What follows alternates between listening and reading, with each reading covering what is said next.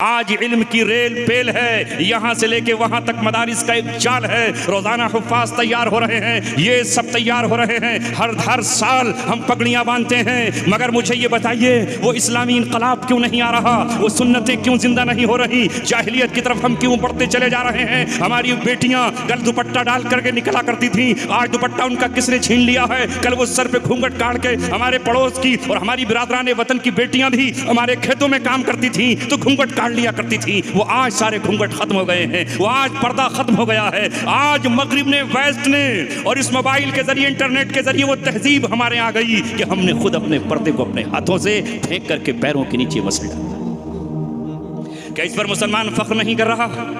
کیا اس پر وہ نہیں جی رہا؟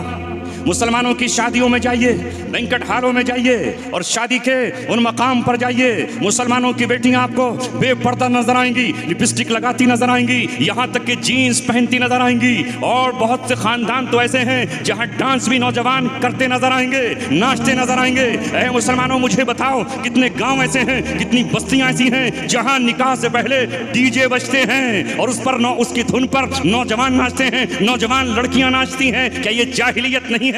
اور اس کے ساتھ ساتھ دعویٰ ہمارا یہ ہے کہ ہم عاشق رسول ہیں، اور عشق رسول کی ہماری پہچان یہ ہے کہ اگر کسی کے یہاں انتقال ہو گیا ہے اور اس کے باپ کو بس ایک دن کا انتظار ہم کریں گے، صرف ایک دن کا انتظار ہے۔ آج دفنا کے آئے ہیں، ابھی مٹی قبر کی گیلی ہے، ابھی پانی پڑا ہوا ہے، منکر نکیر آنے والے ہیں، ابھی وہاں پر فاتحہ پڑھی جانی ہے، دعا مانگی جانی ہے کہ وہیں سے ہم نے خوشیاں شروع کر دی ہیں۔ اعلان ہوتا ہے تیسرے دن تشریف لائیے گا، عمدہ قسم کی بریانی آپ کو پکا کر کھلائی جائے گی،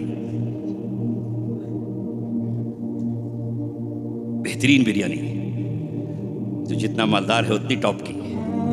اور ہمارا حال یہ ہے کہ ہم یہ کہتے ہیں کہ ہم تمہارے والد کے لیے، چچا اور تاؤ کے لیے، ماموں اور بھانجے میں سے کسی کے لیے بن لالچ کے، بن کھائے، پیٹ پر ہاتھ پھیرے بغیر قرآن کی ایک آیت نہیں پڑھ سکتے، ایک لا الہ الا اللہ محمد رسول اللہ نہیں پڑھ سکتے۔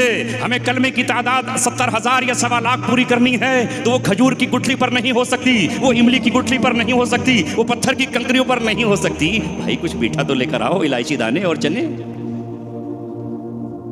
اب تو بتا رہے کہ کشمش چل رہی ہے۔ میرے والد کا انتقال ہوا 2011 میں، تو بھائی انتقال ہو گیا، قبر پہ گئے، غم کا دن ہے، روتے روتے برا حال ہے، ماں الگ رو رہی، ہمیں اپنے بچپن کا باپ کا خیال، باپ ہمارے کس طرح ہم سے محبت کرتے تھے، وہاں کہاں خوشی اور کہاں کیا۔ پتہ چلا کہ ہمارے ماموزاد بھائی وہاں پر جب قبرستان سے واپس لوٹے تو کہہ رہے ہیں کہ بھائی چھوارے نہیں بٹے۔ ہمارے بھتیجے نے کہا، وہ یہیں کا نواسا ہے آپ کے یہاں کا، زاہد بھائی کا نواسا ہے، اس نے کہا کہ ابھی یہ نکاح ہو رہا تھا کہ تجھے چھوارے چاہیے، یہ انتقال ہوا ہے اس پہ چھوارے۔ اب آپ کو کہ وہ تو ہم ایصال ثواب کرتے ہیں، ایصال ثواب کو کس نے منع کیا ہے؟ ہاں ہیں مسلمانوں میں ایسے بھی گروہ جو ایصال ثواب کو منع کرتے ہیں اور کہتے ہیں وہاں کچھ نہیں پہنچتا، ہم ان لوگوں میں نہیں ہیں، لیکن ایصال ثواب کا طریقہ بھی تو ہونا چاہیے۔ یہ جو لوگ گئے ہیں یہاں پر بائک سے، موٹر سائیکل سے، اپنی کار سے، کریٹا سے، ہونڈا سے، یہ انہیں کون سے ایک چھوارے کا ایصال ثواب ہو جائے گا؟ ایصال ثواب کے لیے مجھے ڈھونڈنا چاہیے اپنے محلے کے کونے میں کوئی بیوہ جس کے یہاں چولہا نہ جلتا ہو، چراغ کے لیے بھی تیل مشکل سے ملتا ہو، پھٹے ٹوٹے کپڑوں میں ہو، میں اسے جا کر اگر کچھ دوں، یہ ثواب کی بات ہے۔ یہاں سے لے کے ناک تک جو مولانا فرما رہے تھے، ان کا پیٹ بھرا ہوا ہو اور ان کی توند میں اور ہم چکنائی ڈال دیں، یہ کون سا ایصال ثواب ہے؟ ایصال ثواب یہ ہے کہ آپ یتیم کی کفالت کریں، اس مدرسے میں کسی یتیم کو گود لے لیں اور کہیں اس پر جو کچھ خرچ ہوگا وہ میں خرچ کروں گا۔ کسی بیوہ کی چھت ٹپک رہی ہو، آپ اس کا چھپر ڈلوا دیں، کسی کے ٹین شیڈ پڑا ہوا ہو، آپ اس کا لنٹر ڈلوا دیں، کوئی کرائے کے مکان میں ہو، آپ اس کا ذاتی مکان دلوا دیں، کسی کے پاس کچھ نہ ہو، آپ اس کو وہ دے دیں۔ غریبوں کو بلائیں، وَيُطْعِمُونَ الطَّعَامَ عَلَى حُبِّهِ مِسْكِينًا وَيَتِيمًا وَأَسِيرًا۔ اہل ایمان کی شان یہ بیان کی گئی کہ وہ کھانا کھلاتے ہیں کسے؟ چیئرمین صاحب کو، ضلع پنچایت کے۔ آج کھلائیں گے تو کل روڈ کا ٹھیکہ تو مل ہی جائے گا نا۔ یہ ثواب نہیں، یہ آپ کی دنیا ہے، کریے، سے کون روکتا ہے؟ اس سے کون روکتا ہے؟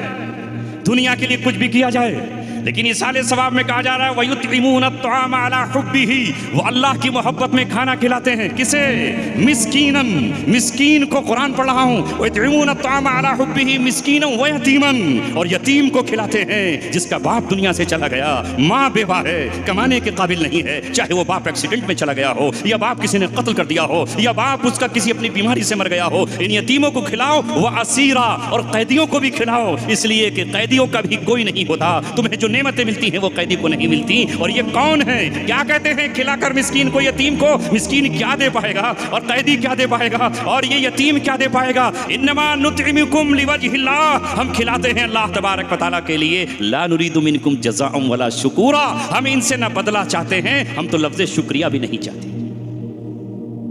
اللہ کے لیے کھلائیے، اپنے لیے نہیں۔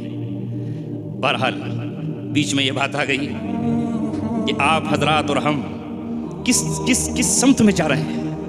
ہماری خوشیاں بھی دین کے موافق نہیں اور ہمارے غم بھی دین سے ریلیٹڈ نہیں۔ جو ہم نے چاہا وہ کر لیا، جو خواہش نے چاہا وہ کر لیا، جو آرزو نے چاہا وہ کر لیا، جو ہم نے پلان بنایا وہ کر لیا۔ لا یؤمن احدکم حتی یکون ہواہ تبعا لما جئت بہ، محمد رسول اللہ کہہ رہے ہیں تم میں سے کوئی بھی مومن نہیں ہو سکتا جب تک اس کی خواہشات اس شریعت کے تابع نہ ہو جائیں جسے میں لے کر آیا۔